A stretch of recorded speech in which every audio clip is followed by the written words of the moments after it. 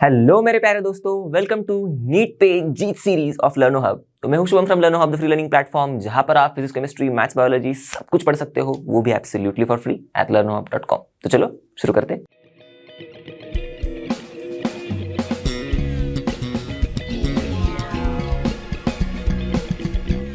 तो दोस्तों, आज हम लोग इस वीडियो में हमारे कोऑर्डिनेशन कंपाउंड्स इस चैप्टर के सिलसिले को जारी रख रहे हैं। अब जो लास्ट के जो मेन कॉन्सेप्ट्स है हमारे, जैसे कि क्रिस्टल फील्ड थ्योरी, कलर का कॉन्सेप्ट, वो हम लोग इस वीडियो में सीखने वाले। तो बिना टाइम वेस्ट किए शुरू करते हैं एंड लेट्स रॉक।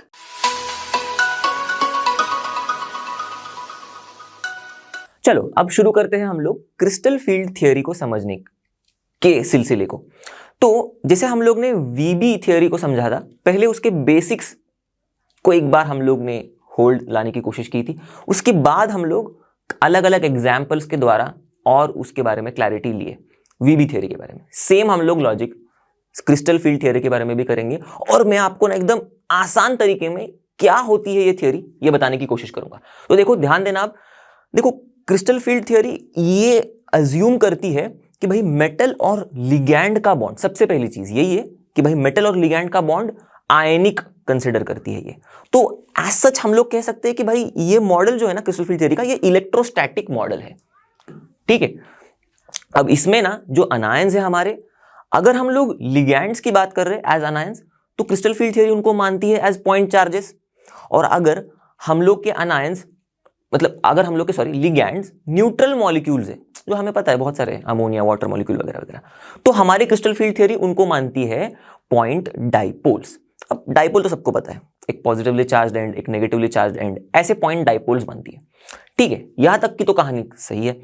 अब बात जब आएगी क्रिस्टल फील्ड थ्योरी, तो यहां पर हमें समझना है क्रिस्टल फील्ड स्प्लिटिंग, ये जो चीज है ये क्या होती है।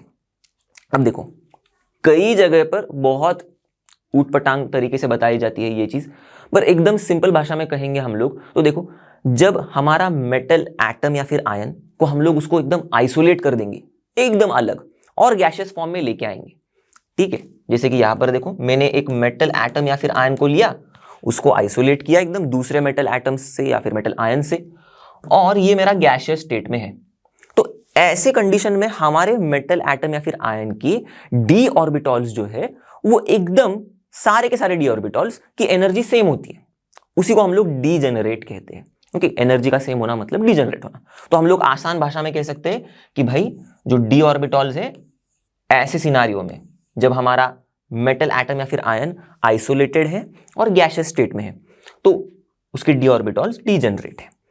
पर कहानी में ट्विस्ट तब आता है जब मेटल एटम या फिर इस आयन को ना थोड़ा बहुत लालच दिखने लगता है। वो कब होगा? जब कोई दूसरी चीज एंटर करेगी ना उसके अगल बगल में, उसके सराउंडिंग एनवायरनमेंट में, और वो ही होता है भाई ये जो लिगैंड्स है, ये जैसे ही एंट्री मारते हैं, जैसे कि मूवी में हीरो की एंट्री होती है तो फिर भाई विलन एकदम ऐसे बौखला जाता है, वैसे ही यहां पर लिगैंड की एंट्री होते ही हमारे मेटल एटम या फिर आयंस को ना ऐसे कुछ तो होने लगता है। ये ऐसे सोचते हैं कि भाई अब हमारी जो डी ऑर्बिटॉल्स की डीजेनरेसी है वो तो गई, और सच में जाती है। तो जब लिगैंड्स आते हैं तो ये डी ऑर्बिटॉल्स जो एक सेम एनर्जी लेवल पर होते हैं, स्प्लिट हो जाते हैं अलग अलग एनर्जी लेवल्स में, और इसी स्प्लिटिंग को, इस डी ऑर्बिटल के स्प्लिटिंग को हम लोग कहते हैं क्रिस्टल फील्ड स्प्लिटिंग। ठीक है, अब किस तरीके से स्प्लिट होगी, ये एक सवाल आपके मन में आया होगा, इसको जानते हैं। पर अब डिपेंड करता है किस तरीके से स्प्लिट होगी वो चीजें एक और कॉन्सेप्ट के ऊपर, उसको भी समझ लेते हैं। तो देखो, थोड़ा और डेप्थ में जाते हैं। अब आप कहोगे सर लिगैंड आता है बोले तो वो करता क्या है जिसके वजह से मेटल एटम या फिर आयन को लालच मिल जाता है और वो अपने अच्छे खासे मस्त डीजेनरेट डी ऑर्बिटॉल्स को स्प्लिट कर देता है? करता क्या है? ये एक चीज करता है, जब कभी लिगैंड पास आ रहा है हमारा मेटल एटम या फिर आयन के पास, तो हमें तो पता है इस मेटल एटम या फिर आयन के डी ऑर्बिटॉल्स में इलेक्ट्रॉन्स हैं, वैसे ही लिगैंड के पास भी इलेक्ट्रॉन्स हैं। तो जब करीब आने लगते हैं ये दोनों भी चीजें, तो लिगैंड के जो इलेक्ट्रॉन्स और मेटल एटम या फिर मेटल आयन के जो डी ऑर्बिटल्स वाले इलेक्ट्रॉन्स, इनके बीच में शुरू होता है रिपल्शन। अब भाई एक सिंपल सी चीज है ना, like charges repel each other, वैसे ही इलेक्ट्रॉन इलेक्ट्रॉन बोलते भाई दूर जाओ। ठीक है, इस चक्कर में होता यह है, अब जो डी ऑर्बिटॉल्स लिगैंड की तरफ डिरेक्टेड है, फॉर एग्जाम्पल अगर मैं इस डी ऑर्बिटॉल की बात करूं, एकदम एकदम रफ वेग आइडिया दे रहा हूं, सपोज ये मेरा डी ऑर्बिटॉल है, शेप भी मैंने वैसे नहीं बनाया, बस समझाने के लिए आपको बोल रहा हूं, और ये लिगैंड की तरफ डिरेक्टेड है एकदम, तो यहां पर जो इलेक्ट्रॉन्स है और यहां पर जो इलेक्ट्रॉन्स है भाई साहब रिपेल करेंगे अच्छा खासा, तो ये रिपल्शन जो है, चलो ये एक केस हो गया।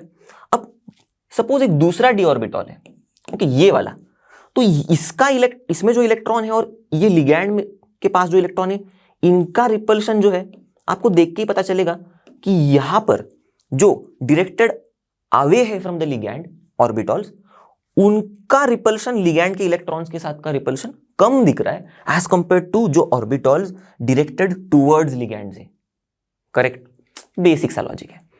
अब इस लॉजिक के आधार पर जब हम लोग आगे कॉम्प्लेक्सेस को देखेंगे, ओके, ऑक्टाहेड्रल कॉम्प्लेक्स कहो या फिर टेट्राहेड्रल कॉम्प्लेक्स कहो, तो आपको चीजें समझ में आने लगेंगी। पर यहां तक तो आई होप आपको कहानी समझ में आ गई होगी। अब ये जो स्प्लिटिंग है ये इस कॉन्सेप्ट पर डिपेंड करती है और डिपेंड करती है, जैसे मैंने कहा, कोऑर्डिनेशन पॉलीहेड्रा पर। बोले तो हमारे लिगैंड्स का arrangement around the metal atom या फिर आयन, बरोबर ना, हम लोग तो पढ़े कोऑर्डिनेशन पॉलीहेड्रा क्या होता है एकदम बेसिक में। तो एक एक कोऑर्डिनेशन पॉलीहेड्रा को हम लोग उठाएंगे और फिर उसके अंदर घुस के उसमें स्प्लिटिंग कैसी होती है वो समझेंगे। चलो अब शुरुआत करते हैं ऑक्टाहेड्रल कॉम्प्लेक्सेस में क्रिस्टल फील्ड स्प्लिटिंग कैसी होती है। बेसिकली हमारे डी ऑर्बिटॉल्स कैसे स्प्लिट होते हैं, सिंपल। अब ध्यान किस चीज पर देना है, लिगैंड के डायरेक्शन पर, मतलब लिगैंड किस तरीके से डायरेक्टेड है। तो जब कभी हम लोग ऑक्टाहेड्रल कॉम्प्लेक्सेस की बात करते हैं, एक चीज दिमाग में एकदम फिक्स कर लेना, हमारे जो लिगैंड्स है वो डायरेक्टेड होते हैं ऑन एक्सिस। बस ये एक चीज दिमाग में फिक्स हो गई, खत्म। आप खुद से किस तरीके से ऑर्बिटॉल स्प्लिट हो रहे हैं वहां तक पहुंच जाओगे। अगर भूल भी गए तो भी मैं बोल रहा हूं एकदम कॉन्सेप्चुअली। तो चलो शुरुआत करते हैं। लिगैंड्स हमारे होते हैं डायरेक्टेड टुवर्ड्स एक्सिस। तो होगा क्या, जो हमारे मेटल डी ऑर्बिटॉल्स होते हैं, मतलब मेटल एटम के या फिर आयन के डी ऑर्बिटॉल्स होते हैं, जो डायरेक्टेड होंगे टुवर्ड्स एक्सिस, लिगैंड भी वहीं पर डायरेक्टेड है, ये वाले डी ऑर्बिटॉल्स भी टुवर्ड्स एक्सिस डायरेक्टेड है। तो भाई क्या होगा, थोड़ी देर पहले ही देखा था हम लोग ने, एकदम मस्त अच्छे से रिपल्शन होगा। करेक्ट, इनके दोनों के इलेक्ट्रॉन्स के बीच में, लिगैंड के इलेक्ट्रॉन्स मेटल के डी ऑर्बिटॉल्स के इलेक्ट्रॉन्स के बीच में। तो अब जो मेटल के डी ऑर्बिटॉल्स डायरेक्टेड है बिटवीन द एक्सिस, वो तो बच गए ना। फॉर एग्जांपल ये है बिटवीन द एक्सिस, एकदम रफली ड्रॉ कर रहा हूं मैं। अब आपने तो डी ऑर्बिटॉल्स का शेप कैसे होता है हम लोग क्लास 11th में ही स्ट्रक्चर ऑफ एटम में ही पढ़ चुके हैं। करेक्ट, हमको पता है कि भाई जो D X square minus Y square और डी जेड स्क्वायर, ये दो ऑर्बिटॉल्स होते हैं डी वाले, ये डायरेक्टेड होते हैं ऑन एक्सिस, टुवर्ड्स एक्सिस कह सकते हैं हम लोग। और जो D X Y, D Y Z, D X Z, ये ऑर्बिटॉल्स होते हैं, ये डायरेक्टेड होते हैं बिटवीन द एक्सिस। तो ऐसे ही समझ लो, ये बात चल रही है किनकी, D X square minus Y square and D Z square की, जो डायरेक्टेड है टुवर्ड्स एक्सिस। मैंने बस रिप्रेजेंट किया इसको इस तरीके से। और ये किनकी बात चल रही है, जो डायरेक्टेड है बिटवीन द एक्सिस। तो ये D X Y, D Y Z, D X Z. अब जाहिर सी बात है, एकदम स्ट्रेट दिख रहा है हमें, जो हम लोग ने कॉन्सेप्ट पढ़ा था उसके हिसाब से, कि ये वाले ऑर्बिटॉल्स का रिपल्शन ओके ज्यादा फेस करेंगे एज कंपेयर टू ये बिटवीन द एक्सिस वाले। करेक्ट। अब ध्यान देना इस चीज के ऊपर कि जब कभी रिपल्शन ज्यादा होगा ना, तो हमारे उन डी ऑर्बिटॉल्स की एनर्जी भी ज्यादा हो जाती है। क्लियर? बस तो इसका मतलब देखो, कंपैरिजन चल रहा है, ये जो एक्सेस वाले डी ऑर्बिटॉल्स है ये रिपल्शन ज्यादा फेस कर रहे हैं as compare to between the axes वाले। क्लियर? यही लिखा है देखो मैंने, metal D orbitals directed on the axes, ये वाले ज्यादा रिपल्शन फेस कर रहे हैं। देखो, मोर रिपल्शन फेस कर रहे हैं किन से, then the metal D orbitals directed between the axes, इन वालों से, बिटवीन वाले से। तो एनर्जी भी उसी तरीके से होगी, ज्यादा रिपल्शन तो ज्यादा एनर्जी। तो क्योंकि ये ज्यादा रिपल्शन फेस कर रहे हैं तो ज्यादा एनर्जी भी इन्हीं की होगी, वो मेटल डी ऑर्बिटॉल्स जो डायरेक्टेड है ऑन द एक्सिस। बोले तो ये वाले। dx square minus Y square and dz square. ज्यादा रिपल्शन फेस कर रहे हैं, ज्यादा इनकी एनर्जी होगी एज कंपेयर टू इनकी। और अगर एनर्जी इनकी ज्यादा है तो ये इस तरीके से कुछ स्प्लिट हो जाते हैं कि भाई ये दो ऑर्बिटॉल्स जो है ये एनर्जी में हायर है तो ऊपर जाएंगे। इसे थोड़ी देर पहले हम लोग ने देखा था, ये ऐसे पांचों के पांचों डी ऑर्बिटॉल्स एक लाइन में है, वो दिखाता है कि भाई सेम एनर्जी लेवल पे। पर मैंने कहा था कि ये स्प्लिट हो जाएंगे। अब कैसे स्प्लिट होंगे, वहां तक पहुंच गए हम लोग। किस तरीके से, ये एनर्जी के झमेले की वजह से। तो ऊपर गए ये दो जो ये वाले हैं D X square minus Y square और डी जेड स्क्वायर, नीचे मतलब एनर्जी में लोअर्ड हो गई ये तीन D X Y D Y Z D X Z. ठीक है, तो ऑक्टाहेड्रल कॉम्प्लेक्सेस में क्रिस्टल फील्ड स्प्लिटिंग इस तरीके से कुछ होती है। अब देखना, एक डायग्राम मैंने लिया है, तो ऑक्टाहेड्रल कॉम्प्लेक्सेस में हम लोग ने जिस तरीके से डी ऑर्बिटल्स की स्प्लिटिंग देखी, अब उसी को अच्छे तरीके से अगर रिप्रेजेंट किया जाए तो कुछ इस तरीके से हम लोग डायग्राम बनाएंगे, जिसमें हम लोग देख सकते हैं कि हमारे जो डी ऑर्बिटल्स है, जो डी जनरेट होते हैं सेम एनर्जी लेवल वाले, वो किस तरीके से देखो स्प्लिट हो रहे हैं। दिख रहा है, दो सेट ऑफ ऑर्बिटल्स में जो हम लोग ने अभी अभी देखे, तो ऊपर दो ऑर्बिटल्स है डी ऑर्बिटल्स ऊपर वाले सेट में, और इन दो ऑर्बिटल्स को हम लोग कहते हैं easy set of D orbitals. कौन से उसमें आएंगे, जो हमारे टूवर्ड्स एक्सिस डायरेक्टेड है ना, वो वाले D X square minus Y square and D Z square वाले। ठीक है, तो देखो यहां पर लिखा है, लिख देता हूं मैं, D X square minus Y square और डी जेड स्क्वायर, ये दो है हमारे दो गोले। और नीचे जो है तीन डी ऑर्बिटल्स होंगे। ओके, तो हम लोग उस सेट को कहते हैं T2G सेट।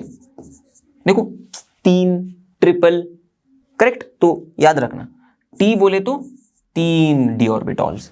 ओके, और इनको हम लोग T2G सेट ऑफ ऑर्बिटल्स कहते हैं, जिनमें वो वाले ऑर्बिटल्स आएंगे जो डायरेक्टेड है बिटवीन द एक्सिस, जैसे कि DXY, DYZ, DXZ। मैं लिख देता हूं यहां पर, देखो DXY, DYZ, DXZ। क्लियर। अब अगर हम लोग बस कंपैरिजन की बात करें, तो जो ईजी सेट ऑफ ऑर्बिटल्स हैं D X square minus Y square और डी जेड स्क्वायर वाले, देखो यहाँ पर D X square minus Y square and D Z square वाले ईजी वाले, इनकी एनर्जी ज्यादा होती है then the average energy in the spherical crystal field. Diagram को देख के समझ में आ रहा है। देखो इन ईजी वालों की एनर्जी हायर है देन दिस एनर्जी, जिसको हम लोग कहते हैं average energy of the D orbitals in spherical crystal field. Simple. और उसी तरीके से जो T2G वाले हैं, नीचे तीन गोले बैठे हुए हैं हमारे DXY, DYZ, DXZ। देखो DXY, DYZ, DXZ, T2G वाले, इनकी एनर्जी कम है then the average energy in the spherical crystal field. तो देखो T2G वालों की एनर्जी प्रोफाइल डायग्राम में दिख रहा है हमें, ये जो एनर्जी वाली डायग्राम है, इसमें ऊपर जा रहे तो हायर एनर्जी ना, तो नीचे है तो लोअर एनर्जी इसके कंपैरिजन में, तो वही लिखा है। देखो T2G lower energy then the average energy of the D orbitals in the spherical crystal field. ठीक है, T2G lower then the average energy in the spherical crystal field. अब ये समझ में आई बात, तो ये तो भाई समझने वाली चीज है, एकदम बेसिक सी चीज है कि ऊपर ज्यादा है मतलब मोर है then the average energy in the spherical crystal field, नीचे जा रहा है मतलब लेस है। अब जो एनर्जी गैप है हमारे ईजी और T2G सेट ऑफ ऑर्बिटल्स में, ये हम लोग इसको इस तरीके से डिनोट करते हैं डेल्टा O करके। ओके, ये एनर्जी गैप को थोड़ा अलग कलर से मैं दिखा देता हूं आपको। देखो ये रहा एनर्जी गैप, तीन ऑर्बिटल्स नीचे दो ऊपर, तो इनके बीच के एनर्जी गैप को हम लोग डेल्टा O करके बुलाते हैं। अब O क्यों, क्योंकि O बोले तो ऑक्टाहेड्रल। क्लियर। और लास्टली हम लोग जब सेट ऑफ ऑर्बिटल्स है हमारे ईजी और T2G, इनमें जी क्यों लगाते हैं, इनको इतना रिस्पेक्ट क्यों देते हैं, सम्मान क्यों देते हैं, क्योंकि हमारे ऑक्टाहेड्रल कॉम्प्लेक्सेस में होती है सेंटर ऑफ सिमेट्री। ओके, तो जब कभी भी सिमेट्री होगी कॉम्प्लेक्स में तो हम लोग जी लगाएंगे उनके सेट ऑफ ऑर्बिटल्स के बाद। ओके, मतलब सेट ऑफ ऑर्बिटल्स के नाम के बाद, जैसे कि T2 के आगे जी, E के आगे जी। क्लियर लॉजिक हो गया, एकदम क्लियर। तो ऑक्टाहेड्रल कॉम्प्लेक्सेस में एक मतलब वर्ड में हम लोग याद रख सकते हैं, स्प्लिटिंग कैसी होती है, EG ऊपर T2G नीचे। सिंपल, करेक्ट, Eg ऊपर, T2G नीचे। चलो अब थोड़ा और आगे बढ़ते हैं और समझने की कोशिश करते हैं कि भाई क्रिस्टल फील्ड स्प्लिटिंग जो है ऑक्टाहेड्रल कॉम्प्लेक्सेस के केस में वो किन चीजों पर डिपेंड करती है, और थोड़ा और डेप्थ में जाते हैं उन चीजों में। तो देखो, दो फैक्टर्स हैं जिनके ऊपर हमारे crystal field splitting octahedral complexes में जो होती है, ओके, डिपेंड करती है। पहला तो field produced bye the ligand, कितना स्ट्रॉन्ग फील्ड हमारा लिगैंड प्रोड्यूस कर रहा है उसके ऊपर, ठीक है, तो फील्ड प्रोड्यूस्ड बाय लिगैंड। दूसरा है charge on the metal ion. तो हम लोग ना थोड़ा इस फील्ड प्रोड्यूस्ड बाय लिगैंड, इस फैक्टर को थोड़ा और डेप्थ में समझेंगे। देखना, अब लिगैंड जिस तरीके से फील्ड प्रोड्यूस कर रहा है, अगर वो बहुत ज्यादा फील्ड प्रोड्यूस कर रहा है तो हम लोग उसको स्ट्रॉन्ग फील्ड लिगैंड्स कहते हैं। अगर बहुत कम फील्ड प्रोड्यूस कर रहा है तो हम लोग उसको वीक फील्ड लिगैंड्स कहते हैं। Simple logic. तो based on the field produce by the ligand, दो टाइप के हैं। ज्यादा प्रोड्यूस कर रहा है फील्ड तो स्ट्रॉन्ग फील्ड, स्ट्रॉन्ग, और कम कर रहा है तो वीक फील्ड लिगैंड्स। पर अब आप कहोगे सर समझ में कैसे आ रहा है आपको कि भाई ज्यादा प्रोड्यूस कर रहा है या फिर कम प्रोड्यूस कर रहा है फील्ड? तो जो स्ट्रॉन्ग फील्ड वाले लिगैंड्स हैं, जिनको हम लोग कहते हैं कि भाई वो स्ट्रॉन्ग फील्ड प्रोड्यूस कर रहे हैं, वो जब स्प्लिटिंग करवाएंगे तो एनर्जी सेपरेशन ज्यादा होगा, ठीक है। तो स्ट्रॉन्ग के लिए हाई एनर्जी सेपरेशन। समझ में आ रही बात? तो मैं ऐसे बना के दिखाता हूं आपको। देखो, ये डी ऑर्बिटॉल्स है, 0.45 स्प्लिट होके जो एनर्जी सेपरेशन है वो अच्छी खासी है। ओह, एरो हटा देता हूं मैं। अब यहां पर हम लोग लगा सकते हैं ना, ये Eg वाले दो ऊपर, नीचे T2G वाले, तो एनर्जी सेपरेशन हाई है, ठीक है। उसी लॉजिक के आधार पर जो वीक फील्ड लिगैंड्स है वो क्या करेंगे, वो थोड़ा स्प्लिटिंग जो है वो इतना ज्यादा नहीं दिखाएंगे, ठीक है। तो ये हो गए Eg वाले, ये हो गए T2G वाले, ओके। तो यहां पर एनर्जी सेपरेशन कितनी है, बस इतनी ही दिख रही है, okay. Energy separation octahedral complexes में लो। क्लैरिटी आ रही? चलो, तो अब हमारे पास एक थोड़ा बहुत एक्सपेरिमेंटल डेटा है जिसके हिसाब से हमें समझ में आता है कि भाई स्ट्रॉन्ग फील्ड लिगैंड्स कौन से होते हैं और वीक फील्ड लिगैंड्स कौन से होते हैं, और बीच वाले थोड़े इंटरमीडिएट टाइप के कौन से होते हैं। तो ये एक इंक्रीजिंग ऑर्डर है ऑफ फील्ड स्ट्रेंथ, किसकी? लिगैंड्स की। मतलब सिंपल लॉजिक में लिगैंड्स जो फील्ड प्रोड्यूस कर रहे हैं उसकी स्ट्रेंथ का इंक्रीजिंग ऑर्डर। तो ये सारे लिगैंड्स लगाए गए हैं ऑर्डर में। अब जैसे कि हम लोग देख पा रहे हैं, जो इंक्रीज वाला साइन दिख रहा है इस ऑर्डर में इंक्रीज हो रहा है। तो इतना तो लॉजिक समझ में आ रहा है कि जो बहुत पहले पहले आ रहे हैं वो वीक वाले होंगे, वीक फील्ड लिगैंड्स। जो बहुत आगे आगे है वो स्ट्रॉन्ग वाले होंगे, करेक्ट। स्ट्रॉन्ग फील्ड लिगैंड ज्यादा फील्ड प्रोड्यूस कर रहे हैं इसीलिए, okay. Increasing order of field strength में। अब एक मैं आपको सिंपल सा कोरिलेशन बताने की कोशिश करता हूं, मतलब कोरिलेशन बता देता हूं आपको, जिससे आपको थोड़ा बहुत क्लैरिटी आएगी कि सर हम पहचाने कैसे। अब ये एक्सपेरिमेंटल डेटा है, पर भाई हम लोग थोड़ी एग्जाम टाइम में एक्सपेरिमेंटल डेटा को छानबीनते बैठेंगे, वो तो होता नहीं है हमारे पास। तो कुछ ट्रिक वगैरह होनी चाहिए, कुछ एक लॉजिक होना चाहिए। तो मैं बता देता हूं आपको कि जो लिगैंड्स कार्बन और फॉस्फोरस से बाइंड कर रहे हैं, देखो लिगैंड बाइंडिंग थ्रू लिगैंड्स, ये चल नहीं रहा, लिगैंड बाइंडिंग थ्रू कार्बन या फिर फॉस्फोरस, ओके, वो होते हैं स्ट्रॉन्ग फील्ड लिगैंड्स। जो नाइट्रोजन से बाइंडिंग कर रहा है लिगैंड, वो है इंटरमीडिएट फील्ड वाले लिगैंड्स। और जो ऑक्सीजन, सल्फर, हैलोजन्स, एक्स मतलब हैलोजन एटम्स, उनसे बाइंड कर रहे हैं, ओके, ऑक्सीजन, सल्फर, हैलोजन वाले, वो है वीक फील्ड लिगैंड्स। दिमाग में क्लैरिटी आ गई? तो अब आपको थोड़ा बहुत समझ में आ रहा होगा, ओके सर, आपने कहा था कि वीबी थियरी में फ्लोराइड्स, क्लोराइड्स, ये जो हैलाइड्स है ये पेयरिंग नहीं करवाते, ओके। तो इनके वजह से कुछ कॉम्प्लेक्सेस में फर्क पड़ रहा था, हाई स्पिन, लो स्पिन वगैरह वगैरह ऐसा कुछ बन रहा था, ठीक है। तो थोड़ा बहुत हम लोग करीब पहुंच रहे।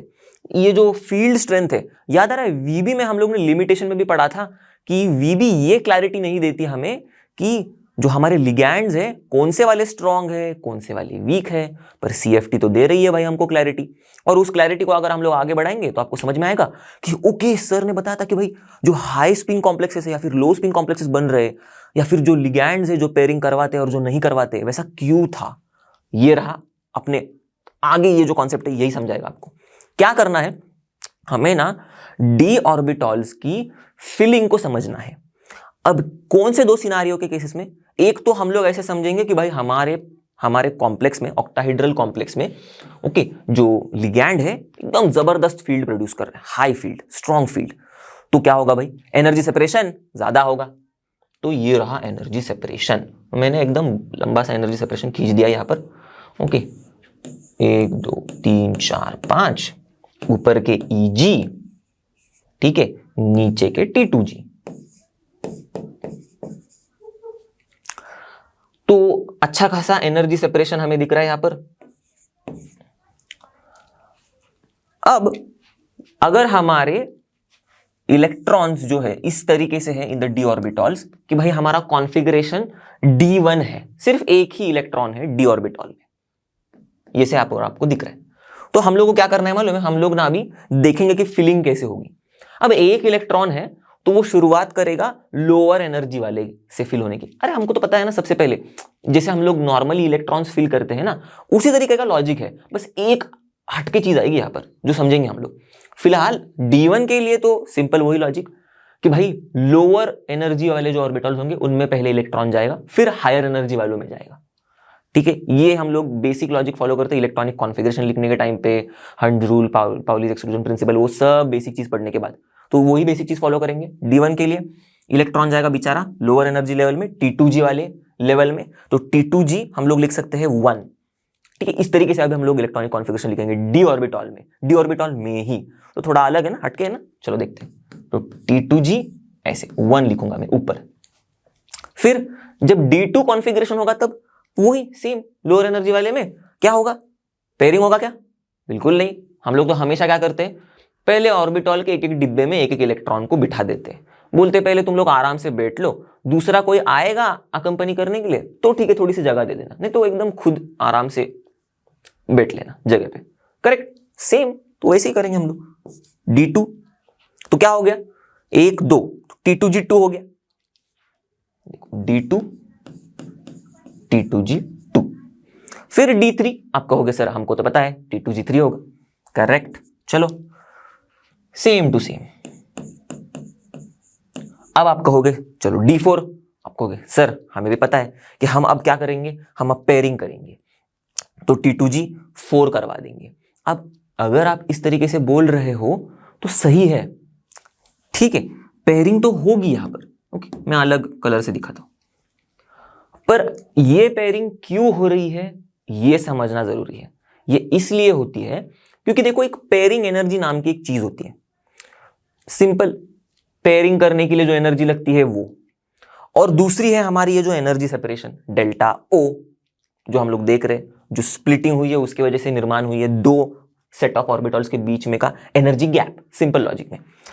अब स्ट्रॉन्ग फील्ड लिगैंड्स के केस में ये एनर्जी गैप बहुत ज्यादा है, इतना ज्यादा कि जो पेयरिंग करने के लिए एनर्जी लगती है ना उससे भी ज्यादा है, ठीक है। देखो पेयरिंग करने के लिए P एनर्जी लगती है सपोज, तो उससे भी ज्यादा है।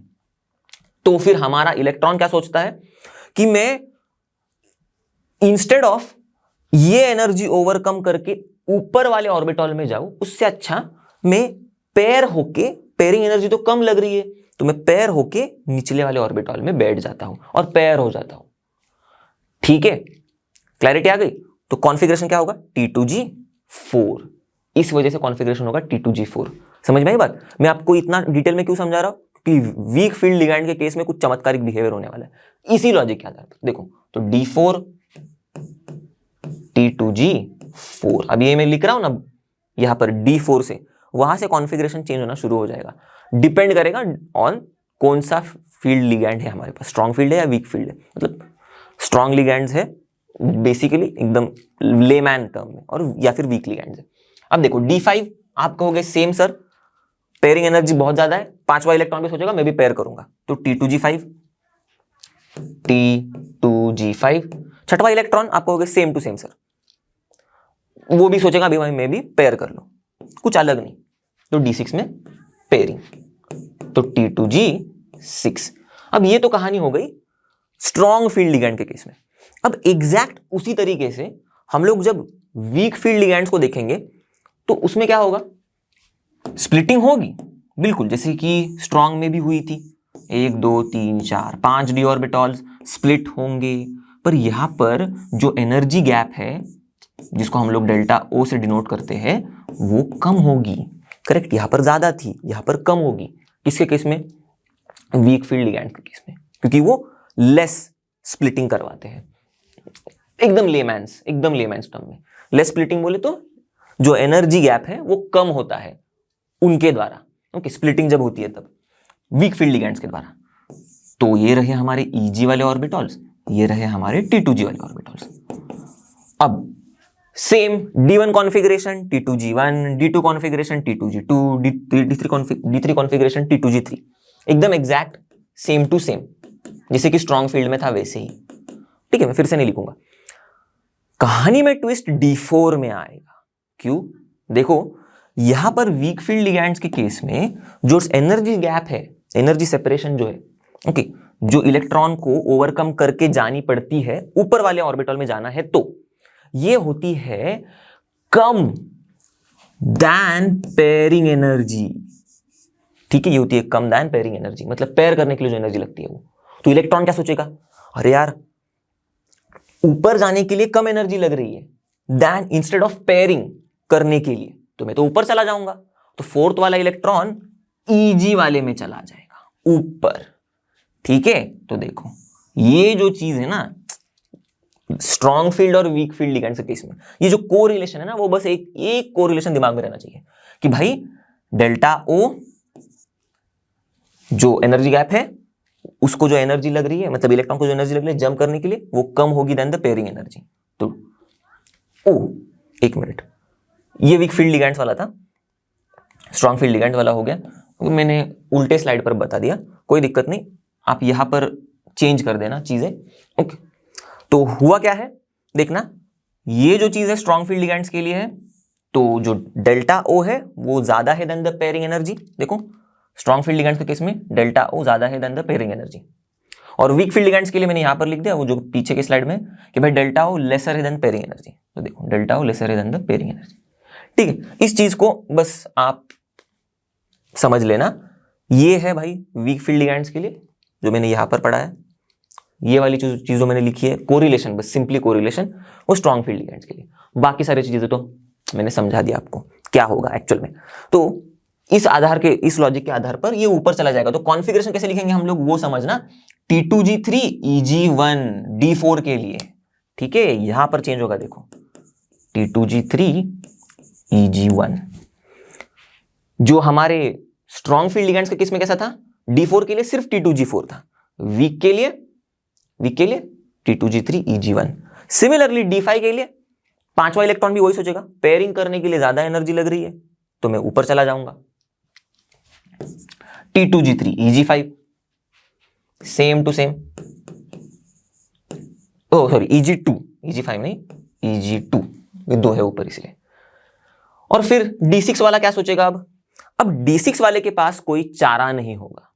वो क्या कहेगा, सारे के सारे तो सिंगली ऑक्यूपाइड हो गए ऑर्बिटल्स, अब मैं क्या ही करूं, अब मुझे तो कैसे भी करके पेयर होना ही पड़ेगा। ठीक है, तो जो D6 वाला कॉन्फ़िगरेशन है वो हमारा कुछ इस तरीके से होगा। नीचे आएगा इलेक्ट्रॉन, बोलेगा भाई T2G वालों इलेक्ट्रॉन्स, मैं तुम्हारे एक इलेक्ट्रॉन के साथ पेयर हो जाता हूं। तो फिर कॉन्फ़िगरेशन होगा T2G4 Eg2। ठीक है, देखो T2G4 Eg2। बात क्लियर हो गई? तो ये जो इलेक्ट्रॉनिक कॉन्फ़िगरेशन जो है, जो हम लोग ने डी ऑर्बिटल्स की अब तक बस इन जनरल देखी थी, कोऑर्डिनेशन कंपाउंड्स के केसेस में जब हम लोग ऑक्टाहेड्रल कॉम्प्लेक्सेस को देख रहे हैं तो उसके अंदर घुस के भी जब स्प्लिटिंग होती है तो किस तरीके से इलेक्ट्रॉनिक कॉन्फ़िगरेशन मतलब हम लोग लिख सकते हैं, वो चीज हम लोग ने सीखी। और काफी इंपॉर्टेंट और काफी ज्यादा यूजफुल है, क्योंकि जब क्वेश्चंस हम लोग सॉल्व करेंगे तब शायद आपको पूछा भी जा सकता है कि भाई ऐसे ऑक्टाहेड्रल कॉम्प्लेक्सेस में D5, ओके, आपको दिया होगा कि भाई एक ये लिगैंड है हमारा, फॉर एग्जाम्पल फ्लोराइड दिया हुआ है, और आपको पूछेंगे भाई D5 कॉन्फ़िगरेशन लिख दो, आप कैसे लिखोगे? आपको पता होना चाहिए कि भाई ऑक्टाहेड्रल कॉम्प्लेक्सेस में डी अपना जो फ्लोराइड है ये क्या है, ये हैलाइड्स है, ये वीक फील्ड लिगैंड्स है। तो वीक फील्ड लिगैंड वाली कहानी हम लोग यहां पर दिमाग में पिक्चराइज करेंगे, ये है वीक फील्ड लिगैंड वाली कहानी। अब D5 में क्या होगा, D5 में जो हम लोग ने देखा यही होगा, T2G3 EG2 सारे के सारे अनपेयर्ड रहेंगे। तो यहां तक आपको पहुंचने के लिए कॉन्सेप्चुअल क्लैरिटी होनी चाहिए, तब जाके आप कॉन्फ़िगरेशन ठीक से लिख सकते हो। क्लियर, आई होप आपको क्लैरिटी आ गई होगी। चलो तो हम लोग आगे बढ़ते हैं। अब स्प्लिटिंग देखेंगे हम लोग, crystal field splitting tetrahedral complex में। हाँ, पर एक चीज, एक बहुत बेसिक सिंपल सी चीज जो मिस आउट हो गई, हम लोग ने जब स्ट्रॉन्ग फील्ड लिगैंड्स और वीक फील्ड लिगैंड्स के इन्फ्लुएंस में देखा कि भाई डी ऑर्बिटॉल का ऑक्यूपेशन कैसा होगा, मतलब डी ऑर्बिटॉल्स कैसे ऑक्यूपाई होंगे, तो जो वीबी थ्योरी में हम लोग ने पढ़ा उस चीज को हम लोग बस कोरिलेट करते हैं। बस 2 मिनट का काम, 1 मिनट का काम। क्या है भाई, देखो ये है वीक फील्ड लिगैंड की स्प्लिटिंग। यहां पर हमें दिख रहा है कि भाई अनपेयर्ड इलेक्ट्रॉन्स है। क्लियर, D6 के कॉन्फ़िगरेशन तक भी हमें अनपेयर्ड इलेक्ट्रॉन्स दिख रहे हैं। तो इसीलिए हम लोग कहते हैं कि भाई ये हाई स्पिन कॉम्प्लेक्सेस बनाते हैं। कौन से, वीक फील्ड लिगैंड्स। देखो week field ligands, high spin complexes, unpaired electron से, इसीलिए। अब स्ट्रॉन्ग फील्ड के केस में क्या है, दिख रहा है हम लोग D6 तक पेयर्ड ही पेयर्ड है इलेक्ट्रॉन्स। पेयर्ड मतलब लो स्पिन कॉम्प्लेक्सेस बनाएंगे हमारे स्ट्रॉन्ग फील्ड लिगैंड्स। जो लॉजिक था ना हम लोग ने पढ़ा था वीबी थ्योरी में, वही उसी को मैं इस्तेमाल कर रहा हूं। ओके, तो क्योंकि इलेक्ट्रॉन्स पेयर्ड है तो भाई लो स्पिन कॉम्प्लेक्स, किसके केस में, स्ट्रॉन्ग फील्ड लिगैंड्स के केस में। तो देखो स्ट्रॉन्ग फील्ड लिगैंड्स, लो स्पिन कॉम्प्लेक्स। ठीक है, बस ये लॉजिक। अब आपको समझ में आएगा कि क्यों भाई कुछ जो लिगैंड्स थे जो मैंने लिख के बताए थे आपको कि भाई हैलाइड्स है, फ्लोराइड्स है वगैरह वगैरह, ये पेयरिंग नहीं करवाते। पेयरिंग नहीं करवाते तो इस चक्कर में अनपेयर्ड इलेक्ट्रॉन्स रह जाते हैं। अनपेयर्ड इलेक्ट्रॉन्स रह जाते हैं तो फिर ये हाई स्पिन कॉम्प्लेक्सेस बनाते हैं। करेक्ट, तो जैसे कि फ्लोराइड मैंने कहा, क्लोराइड पेयरिंग नहीं करवाते तो अनपेयर्ड इलेक्ट्रॉन्स हो जाते हैं, तो हाई स्पिन कॉम्प्लेक्सेस बनाते हैं। और ये होते हैं वीक फील्ड लिगैंड्स। देखो अब कोरिलेशन आ गया होगा, weak field ligands high spin complexes बनाएंगे, weak field ligands high spin complexes बनाएंगे। समझ में आ गई बात। चलो अब आगे बढ़ते हैं। तो जैसे कि हम लोग ने ऑक्टाहेड्रल कॉम्प्लेक्सेस के केस में स्प्लिटिंग देखी थी, टेट्राहेड्रल में एक चीज बस उल्टी होती है। क्या, कि जो लिगैंड्स है वो डायरेक्टेड होते हैं बिटवीन द एक्सेस। सिंपल, बस इतना ही याद रखेंगे, बाकी की सारी कथा हम लोग खुद भी मतलब पहुंच जाएंगे उस कॉन्सेप्ट तक कि भाई स्प्लिटिंग कैसे हो रही है, उस कॉन्सेप्ट तक। तो ligands directed between the axes, बीच में।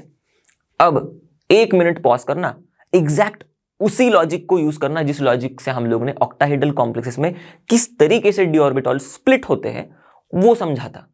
पॉज करके खुद सोचना और खुद उस लॉजिक को अप्लाई करके देखना, फिर रिज्यूम बैक करके चेक करना कि भाई करेक्ट लॉजिक आपने लगाया या फिर करेक्ट उसी तरीके से स्प्लिटिंग हुई है कि नहीं। ओके, चलो आई होप आपने किया होगा करेक्ट, और आपने अगर किया होगा तो आप एकदम बिल्कुल सही मतलब डेस्टिनेशन पर पहुंचे होंगे, सही तरीके से स्प्लिटिंग कराई होगी आपने। देखते हैं कैसे।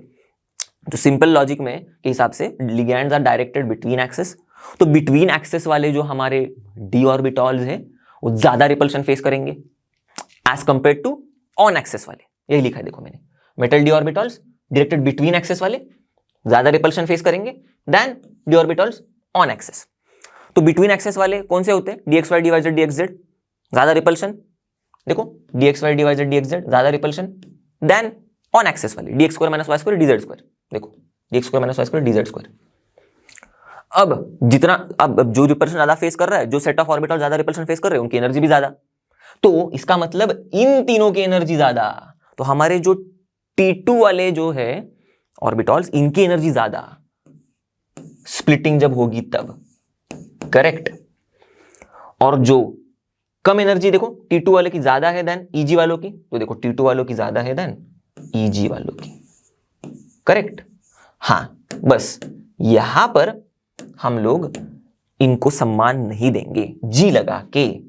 क्यों, क्योंकि टेट्राहेड्रल कॉम्प्लेक्सेस सिमेट्री को लैक करते हैं, भाई सिमेट्री नहीं है इनमें, तो इसीलिए इनको हम लोग वो एक्स्ट्रा सम्मान नहीं देंगे। इनके सेट ऑफ ऑर्बिटल्स को सिंपली T2 कहेंगे हम लोग या फिर E कहेंगे। तो स्प्लिटिंग कुछ इस तरीके से होगी। करेक्ट, बात समझ में आ गई। अब बस यही डायग्राम में भी दिया हुआ है, देखो 5 ऑर्बिटल्स, T2 ऊपर E नीचे। तो अभी हम लोग ने जैसे टेट्राहेड्रल क्रिस्टल फील्ड मतलब टेट्राहेड्रल कॉम्प्लेक्सेस में जो स्प्लिटिंग देखी हम लोग ने, तो उसी को डायग्रामेटिकली रिप्रेजेंट किया जाए तो कुछ इस तरीके से हम लोग रिप्रेजेंट कर सकते हैं। ये रहे हमारे डीजेनरेट डी वाले ऑर्बिटॉल्स, ओके, जो एक ही एनर्जी पर है ऑलमोस्ट, और फिर ये स्प्लिट हो रहे हैं इनटू 2 सेट्स ऑफ ऑर्बिटॉल्स। ऊपर वाला जो सेट है उनमें 3 ऑर्बिटॉल्स होंगे, करेक्ट, ये वाले dxy, dyz और dxz, ओके।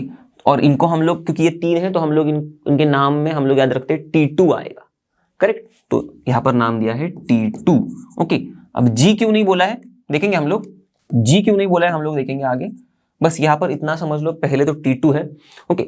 या फिर आप खुद पॉज करके सोच सकते हो, थोड़ी देर पहले हम लोग ने ऑक्टाहेड्रल कॉम्प्लेक्सेस में G वाली जो चीज है वो मैंने आपको समझाई थी कि G कब लगाते हैं, तो सोच सकते हो आप, ठीक है, ओके। अब जो नीचे वाले सेट ऑफ ऑर्बिटॉल्स है हम लोग ने अभी देखे थे, देखो वो है E वाले।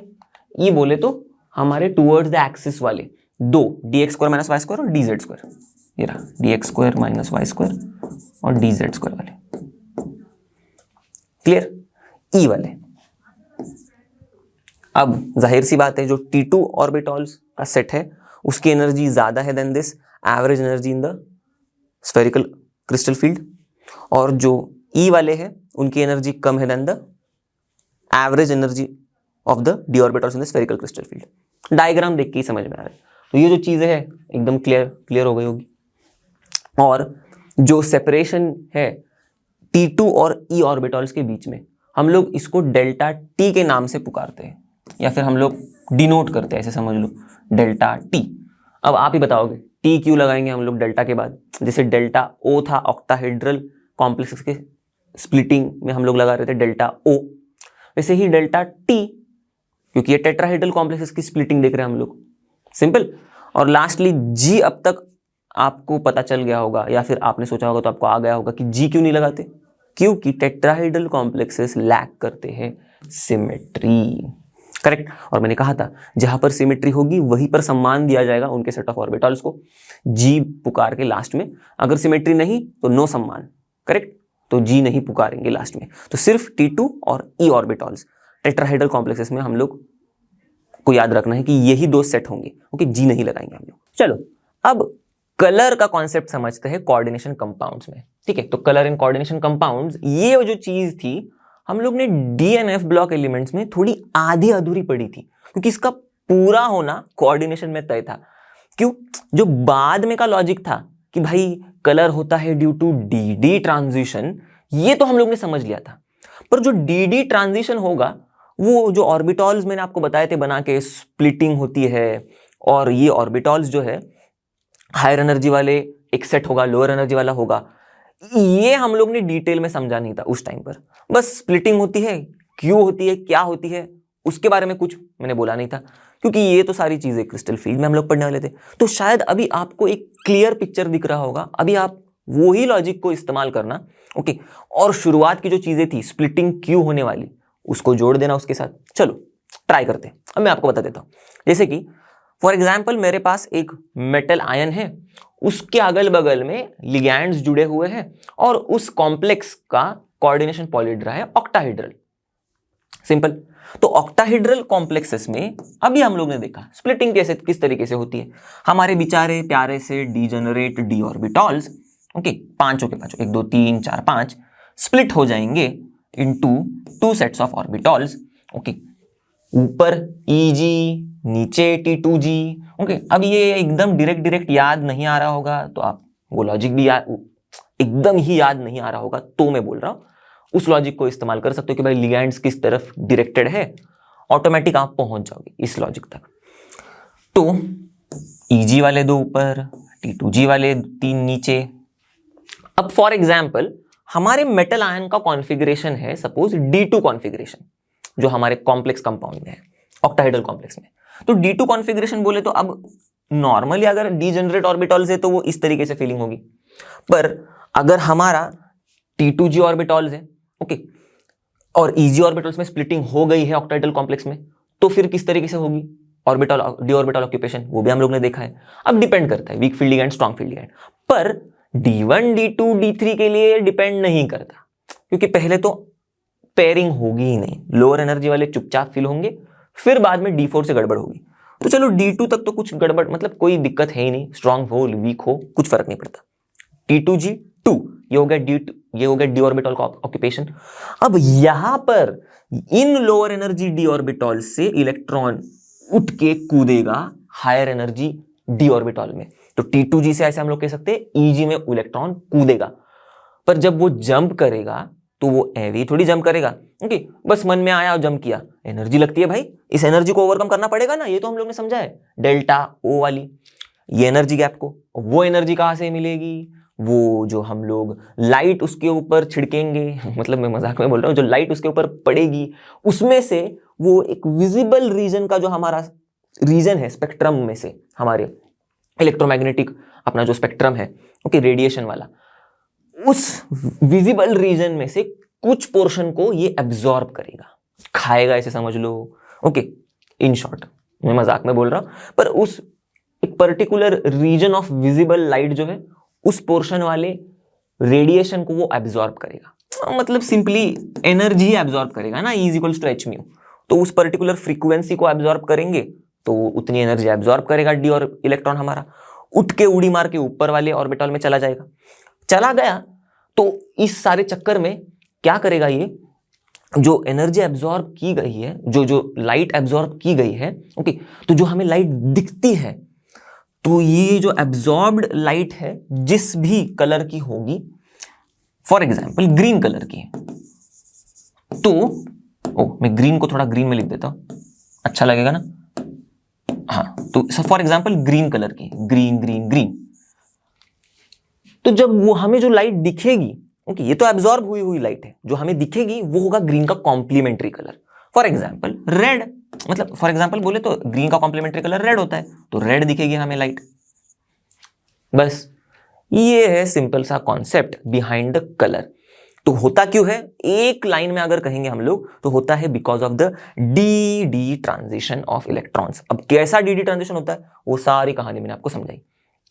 कलर जो एब्जॉर्ब होता है उसका कॉम्प्लीमेंट्री कलर दिखेगा हमें, वो भी समझ में आया ओके, और जो कलर एब्जॉर्ब हो रहा है वो विजिबल रीजन से उठाया जा रहा है, ये भी आपको बात क्लियर हो गई होगी।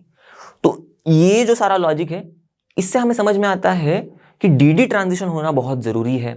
पर अगर मैं आपको क्वेश्चन करूं कि लिगैंड ही गायब हो तो आप मुझे बताओ क्या हमारा क्या क्या कलर दिख पाएगा। चलो एकदम सिंपल, क्या कलर दिख पाएगा, एकदम बेसिक, पॉज करो, सोचो सोचो सोचो, आई होप आपने दिया होगा आंसर, करेक्ट सोचा भी होगा।